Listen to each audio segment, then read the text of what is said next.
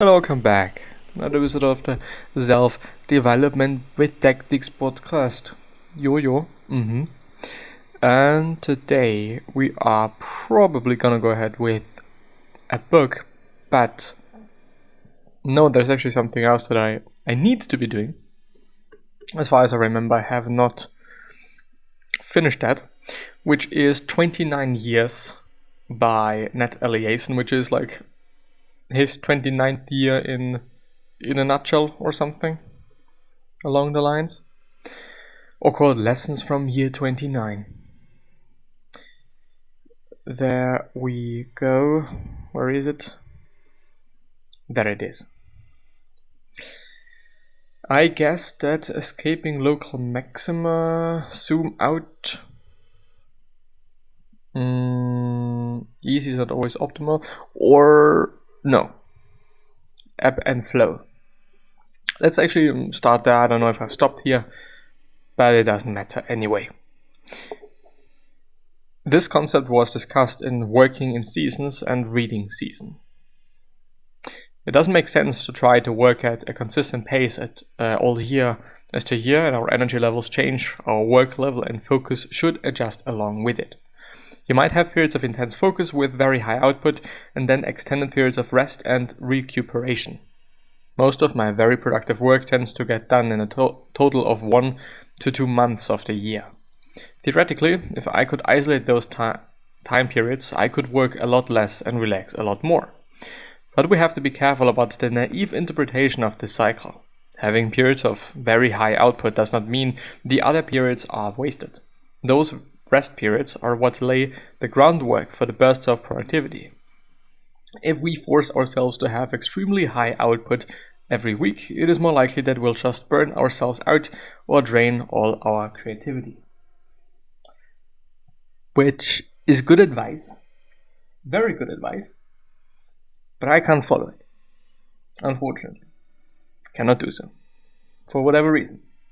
I feel bad when not achieving anything in a week of significance.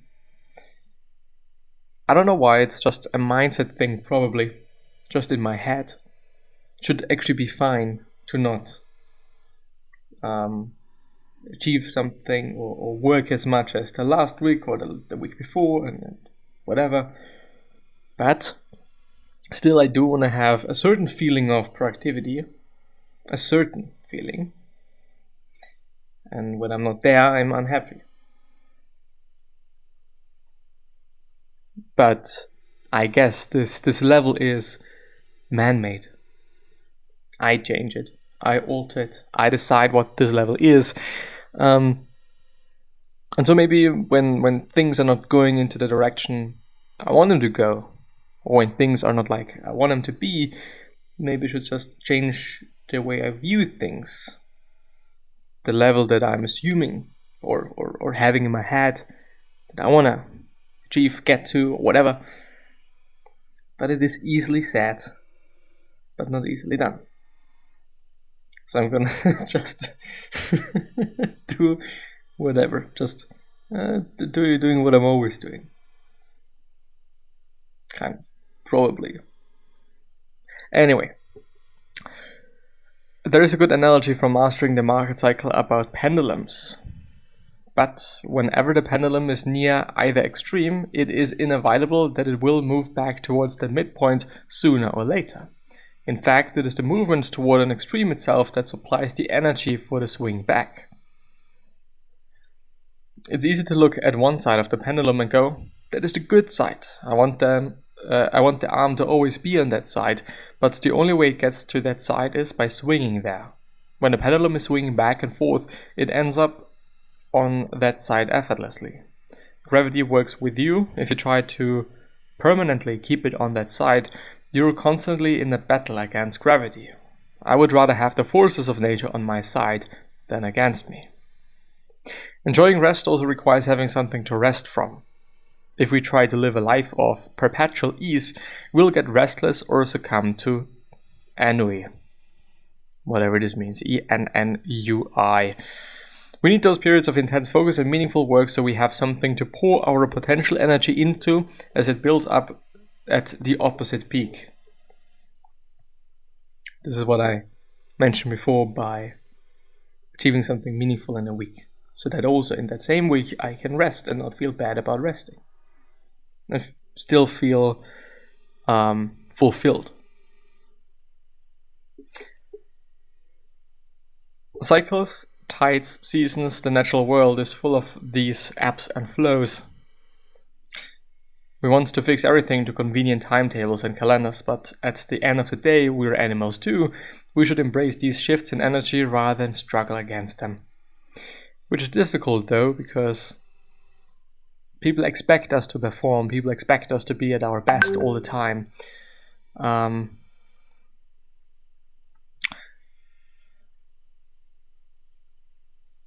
Period. It won't ever be enough. I remember being a senior in college and writing $2,000 a month on my whiteboard, so $2,000. I figured if I could just get to that level of passive income, my basic lifestyle costs would be covered and I wouldn't need to take any job I didn't want to take. I eventually passed that goal and was able to live the passive income life for a little bit, discussed here. But it got old fast, more here, and then I set new goals for a new lifestyle. A new level of lifestyle I wanted to be able to support. I hit that goal and the next one, and it turns out that hitting our lifestyle passive income, net worth, and other financial goals do not bring all that much satisfaction. You can always think of a next threshold to aim for, and always end up moving the goal post as soon as you hit it. My interest now is actually in removing financial complexity. More than a certain amount of money, I don't want to have to think about money. And if you're constantly trying to grow your net worth, passive income, whatever, then you're not really living a rich life. If you're still thinking about money all the time, then you need to work on that fixation more than you need to work on hitting whatever goals you have set. So I'm trying to think more about building a lifestyle that satisfies my wants for certain things, which apparently is high quality food, for example, without requiring me to constantly thinking about money or growing my revenue streams. If my family can be comfortable in the lifestyle we want in perpetuity, while I get to continue exploring my interests and don't feel compelled to do whatever will have the highest financial ROI, which stands for return on investment, then that is winning in my eyes. Moving the goalpost to the next arbitrary number isn't going to bring much satisfaction. So thinking about building an extremely sustainable lifestyle is a better goal. Harder to quantify for sure, but a goal is more of a direction than a destination. Thus needs to have a clear completion criteria. Period. And with that being said, I am probably going to see you the next time. And see you soon. Bye-bye.